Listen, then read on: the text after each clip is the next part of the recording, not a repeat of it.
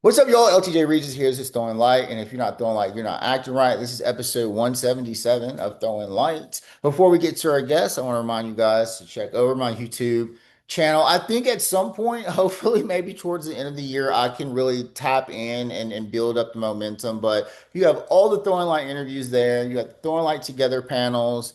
Getting ready to head to Fort Lauderdale next weekend to do the next Throwing Light Together panel. Super excited. I've got Chuck King, Stephen Crespo helping me introduce you to a community of wonderful people. With that being said, there'll be two more Together Tour panels, one in Providence, England, and we'll be ending it in Los Angeles. Remind you guys, there's other content I'm going to be doing, working on the Throwing Light television show now, which you will have access to pretty soon at the Austin Public Network plus online, and working on a documentary with the Texas Leather people here. So just keep tabs, keep following. We got a lot of cool, unique stuff coming. With that being said, let's kick over to our guest, Atlas Rose. I was there. I was at IMLBB Oh, 2026. I thank was you. there. I I watched appreciate it. I everything. appreciate I it. watched. Atlas. Okay, here we go. You're on Throwing Light. Tell everybody how you got involved in the community. How'd you get to this point? For sure. Well, my name is Atlas Rose. My pronouns are he, him. I grew up in the age of the internet, of course, so I kind of always knew what kink was. Became very curious about sex and LGBT community and kink maybe before I should have known. But we're all there on the internet, just kind of trolling and doing what feels good when we're kids. Um, when I was in college, the pandemic was happening. So I didn't really get a chance to go out and experience the kink scene when I was in college. It wasn't until I got back from college and I had a partner in Chicago and we were doing rope and impact in our bedroom for like 2 years ish until she was finally like, let's go to the bar. Like, let's go find community. The world is opening up. It's time to go. And I'm like, you're right. It's a great idea. It was like rope demo night. So we hit up Women Trans Non-Binary Leather Bar Night in Chicago, which is still my home munch to this day. And it was just a magical experience. I got to see all of these queer leather people. I got a decent rope demo, and the most important thing to me was I got to sit for the boot black that night, Boy Debney, and I was like, oh, this is a thing. Like I had been taking care of my shoes in private for about 10 years. I just thought it was a taking care of your shoe thing, just kind of like a military thing. Yeah. Um, yeah, or just like a fancy kind of dapper thing now. And so sitting for boy, I was like, oh, there's like actually a physical place in this community where I can get involved like right away. So that really excited me. And I asked him, how he got started and learned it was a very long road to learn the skills he had learned and acquire the stand that he had. So I worked very hard. And in about a year or two, I was sitting on that stand as well, running for Route 66 Boot Black. And then about 4 years later, here I am. Here you are, exactly right. Yeah, You are yeah, here. You are here. You are in the position that you are in, and it's a phenomenal position. So, you were living in Chicago and you competed for Route 66? yeah. Route 66 is a national competition, and being in Chicago, there weren't a ton of bootblacking competitions local to me at the time. Even now, there's no Chicago, there's no Illinois, there's no Midwest bootblack. There is Wisconsin, Indiana. Those all accept people from outside of the state, but I just felt like I couldn't really represent Wisconsin or Indiana, right? I've grew up in the suburbs of Chicago all my life, and college, I went to school in Manhattan for 3 years. Um, but so yeah, I was like, I don't have anything to do. But Route 66, that's interesting. The first year, I actually just intended to go attend the conference and maybe boot black. but it would have been the first conference I ever attended outside of Chicago. So I was like, they're not going to let me boot black. How do I get a stand? I'll just run for the contest. Yeah. And so I put my hat in the ring. I knew I would have the busiest stand, and that's how I did it. I just sort of a little bit of bravery and naivety, but it all worked out. Yeah. Naivety, let me tell you that. I've had a lot of that in this community. I've been naive in so many ways, but I've learned and I've come to a place of learning how to tap into our best people. And I guess it's kind of like being Professor X on X-Men, like maybe that's what I am. I don't know, but I'm good at finding people, if that makes sense. I don't know, and trying to I bring can them see I together. can see it. I can see you in the We got the same hairdo. yeah, it's a great one. Classic, classic. So yeah, as much as I want to be like a Jean Grey or something, I think I'm a Professor X. Okay, Atlas. We can delve a little bit into the meat, but let's get more into boot blacking before I go into some, more questioning. But so you've been officially boot blacking for how long? 3 years. 3 years, and It's you been won a an international fast time. competition. That's pretty crazy. That's wild. So what is it about servicing the community through being a boot black? Like, what does it provide for you, or what is the experience that you want to give to people that sit in your boot black stand? Good question. Related to boot blacking, I had also been cutting hair. Like I was the dorm barber for like a good 5 years. And I felt like there was a lot of transfer when it came to boot blacking because I like making people feel comfortable, taken care of, seen. And at the end, I you want to feel sexy, right? Um, with a haircut, you get that extra boost of self-esteem because your hair's looking good, and after a shoe shine, hopefully you're also feeling good because you had a good conversation with the boot black, or if it's really loud in the club, maybe you just had a really good tactile experience, and a very good like calming centering time. I just let people know this is the best seat in the house. You're going to be comfortable with me. I try to meet people where they're at. If it's their first time or their 100th time sitting for a boot black, I try to meet them where they're at. But yeah, overall, I just love taking care of people.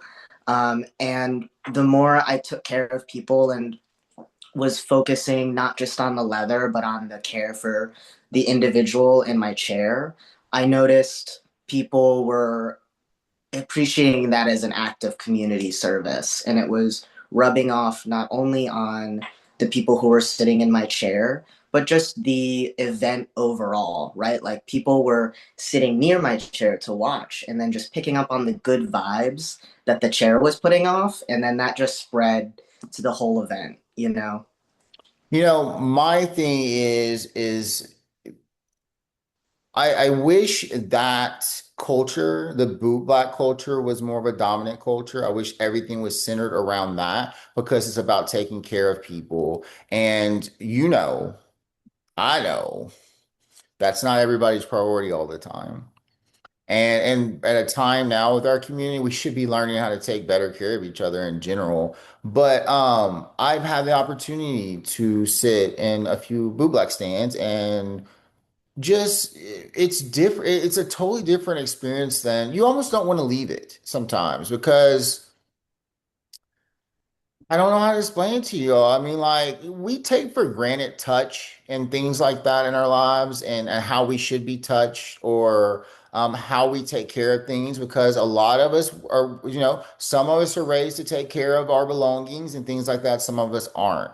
Um, and I think encountering a boot block and sitting on a boot block stand, if you've never done it before, is kind of like a pivotal moment in self-care too where you need to be like, well, okay, well, this person is teaching me that I can take care of myself in these ways. I should do the same.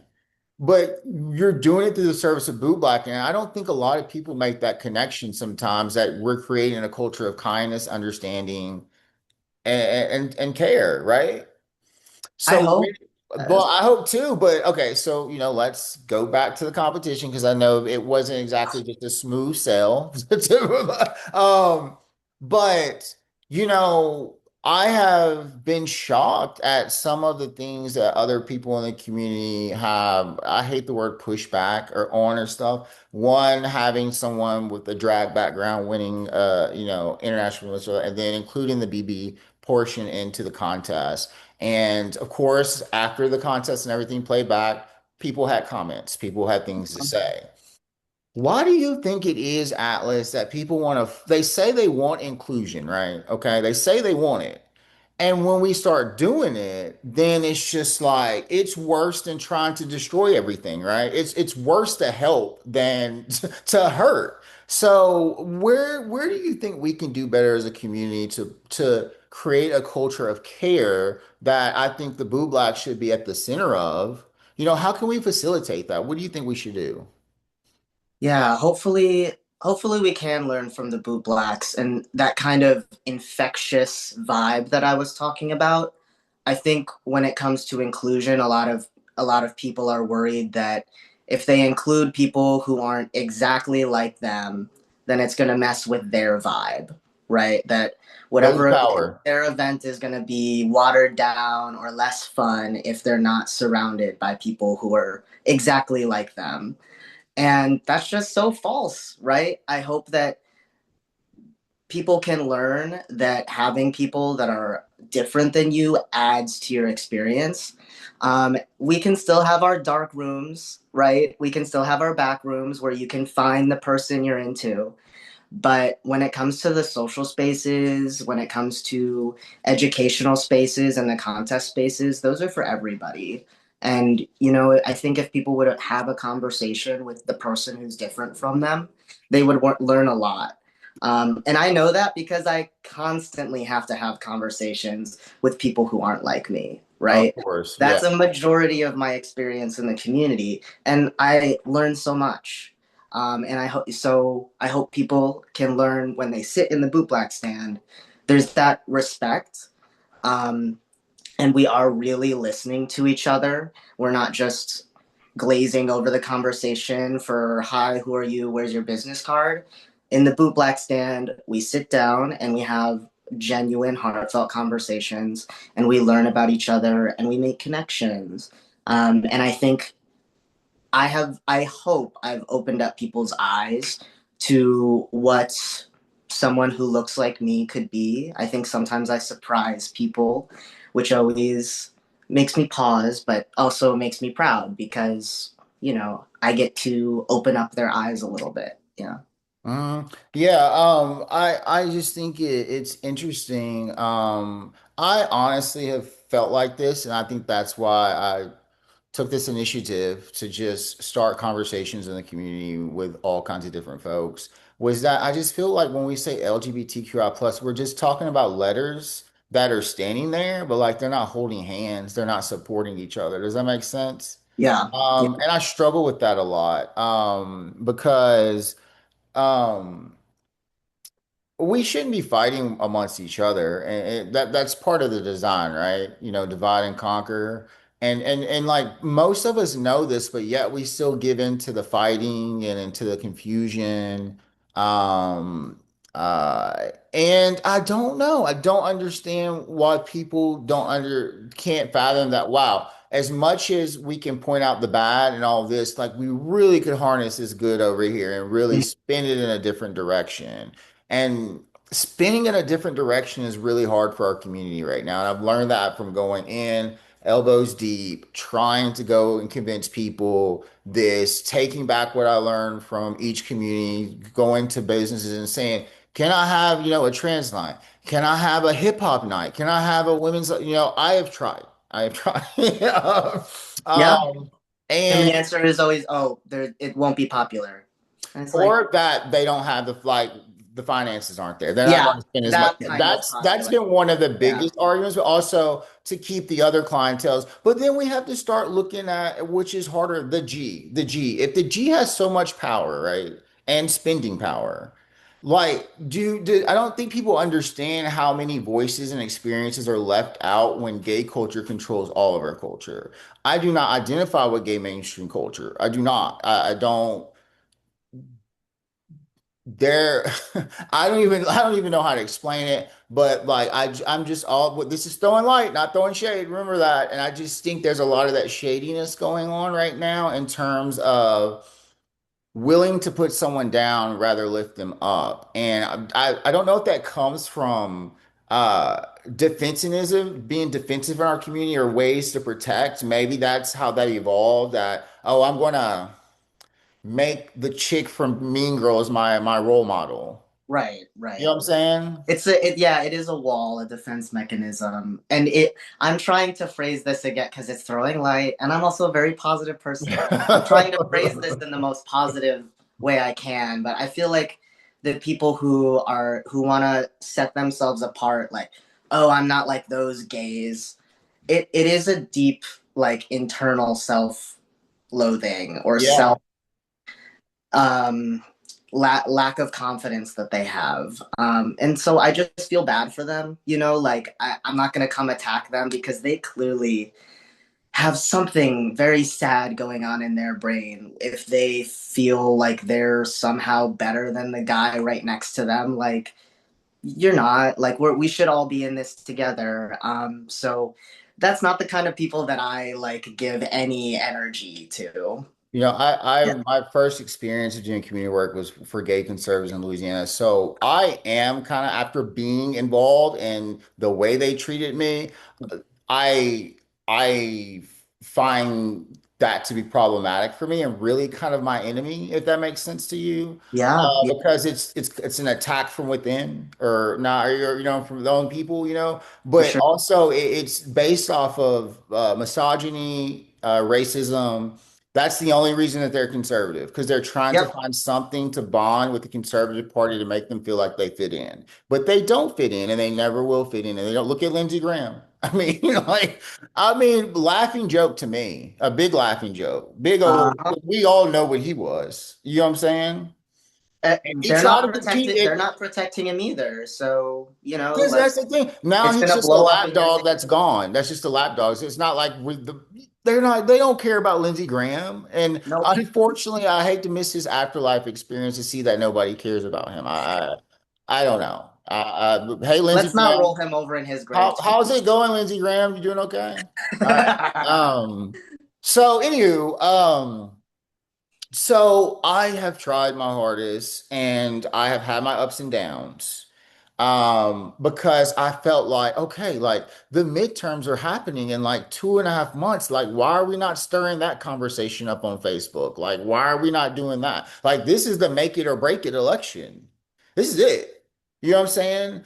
But yet we're getting caught up on these details of how we think we should be treated inside our community, which is absolutely fine. But this is a very broad election in terms of morality and where you want this country to go. It's not a specific election. Like for this is about finding a common goal, pushing through, and then we perfect everything after we have the power to perfect it. And I Yes. don't think people, I know a lot of people like, oh, no, it's all of me or all or nothing. And I'm not saying that we got to step back who we are. I'm saying that we need to kind of find a common goal. That's all I'm saying. Once we find that common goal, everyone can't sit at the table. I don't know why people think that everybody can't sit at the table because they can. Atlas, have you ever felt like you were not allowed in a space? Hmm. It's hard because no one has ever come up to me and been like, "What are you doing here?" But the thing I get the most in leather spaces is people don't think I'm of age.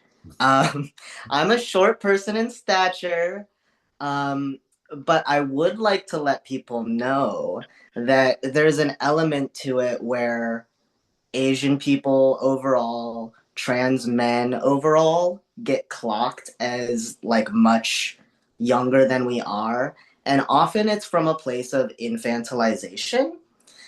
Not a lot of people, not everyone's coming at me in that way, but people sometimes like to make like shady jokes. Like if I'm in the bar and they're like, "Oh, they let you in."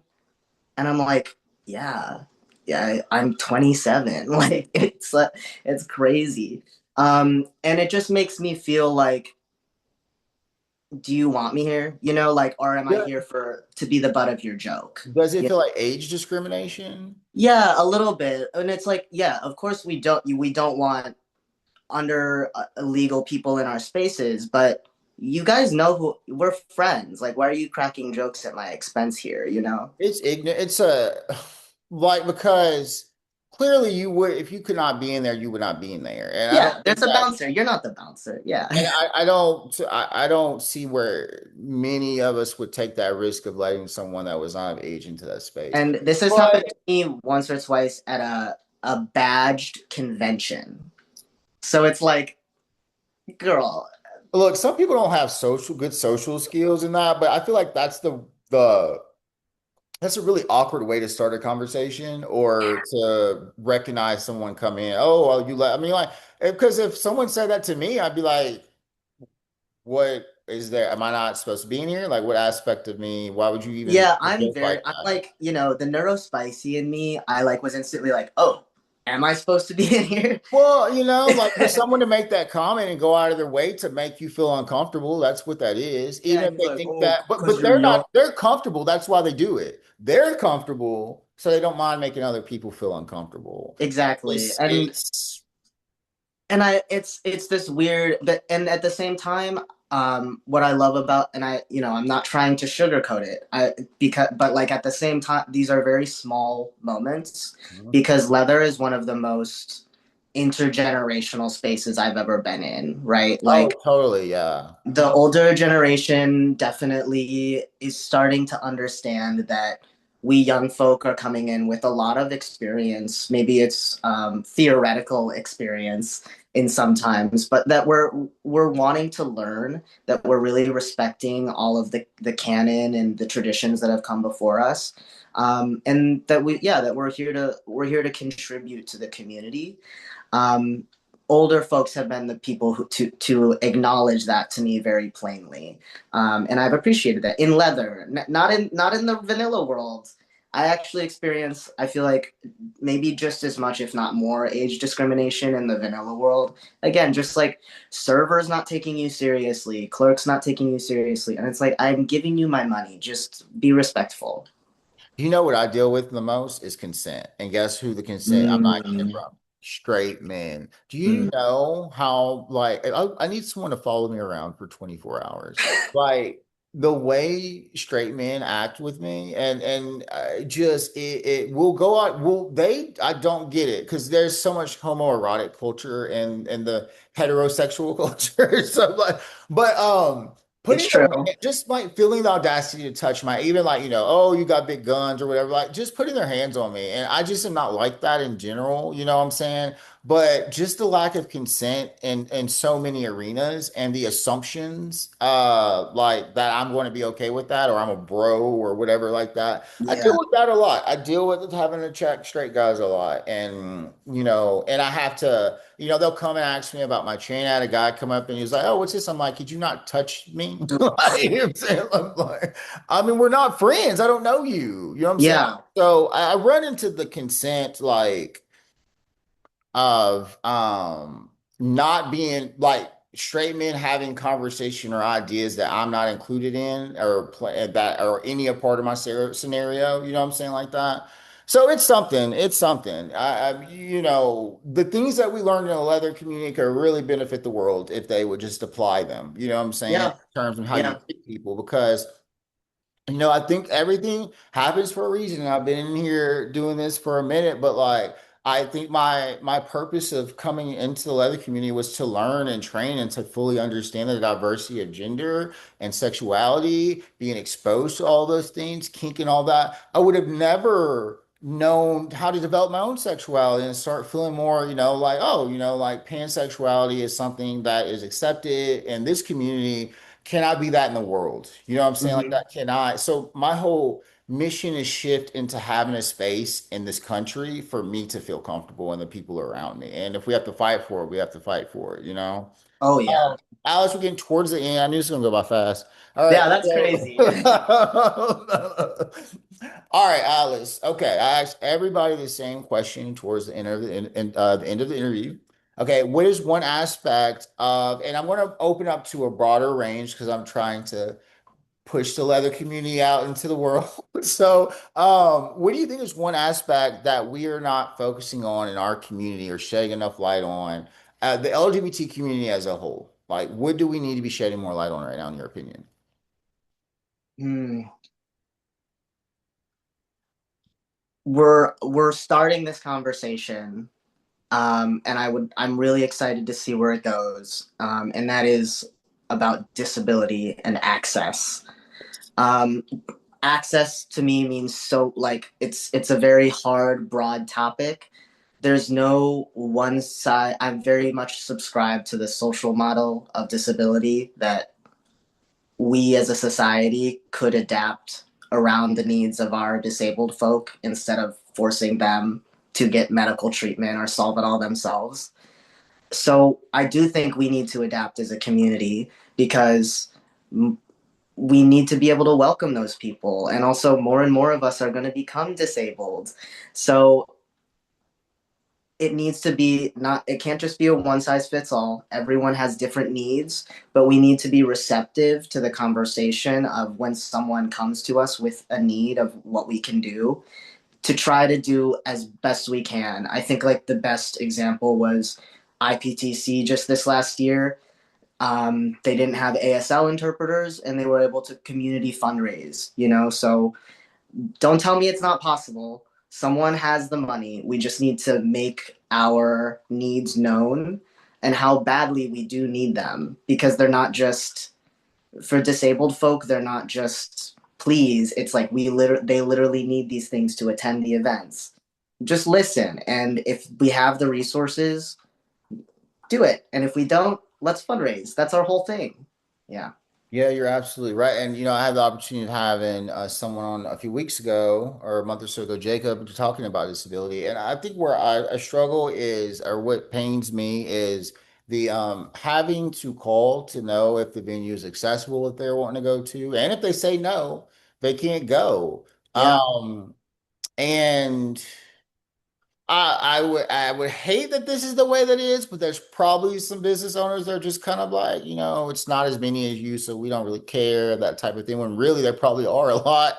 They're You know probably what I'm missing saying? out. You Yeah. know, but they picked up on the energy that you don't want to make your venue accessible to them, so they're not thinking about you. They're trying to find places that they can have access to. So I think we need to actually bring more of that to the head, more like I'm talking about get like eight, nine people together that have this discussion and really put it in people's faces of how, because someone is suffering from being having a disability and access all over this country, all over Yeah. this, you know Yeah. what I'm saying? At all of these events, someone that has a disability wants to attend and they don't feel that they can. But some people are open to that. And some people are, again, I just think that we have a little bit of a rigid mindset inside of our community in certain ways that are going to be obstacles to progress because a lot of people can't see the big picture. They're caught in the details, like, oh, well, this doesn't bring in this my body. I mean, it's like you have to create the picture for people, the vision for people to see the vision, and they Yeah. need to know that it's possible. In that conservative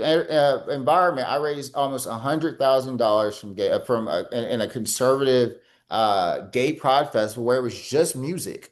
They didn't want leather people there, and this was before I was even a leatherman, which is crazy. Now But I'm people want to like, support fun stuff. Yeah. so Yeah. like, there's a way to find bridges, but then there's also you got to take a stand sometimes on what's right, and having everybody at the table seems like the right thing to do to me, and we're just not fully there.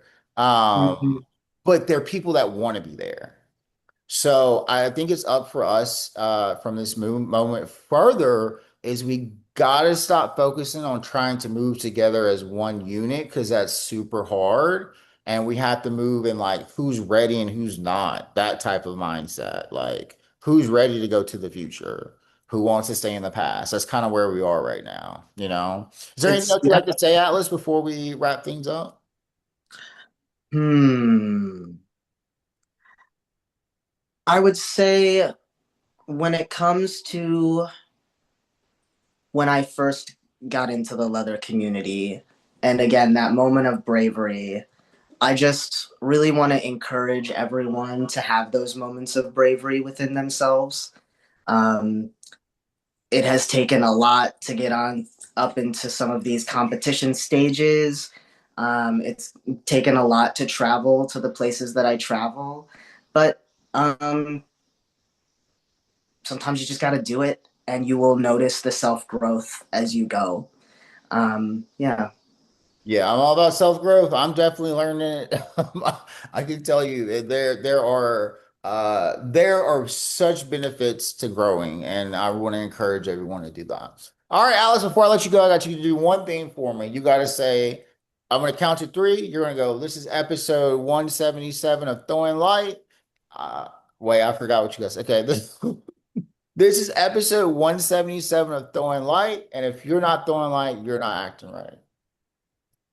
You can say your name. Okay. Let's try this. Okay. Um, I uh, might mess. this is episode 177. I'm Atlas Rose, and if you're not throwing light, you're not acting right. You ready? Yeah, yeah, yeah. All right. Here we go. One, two, three.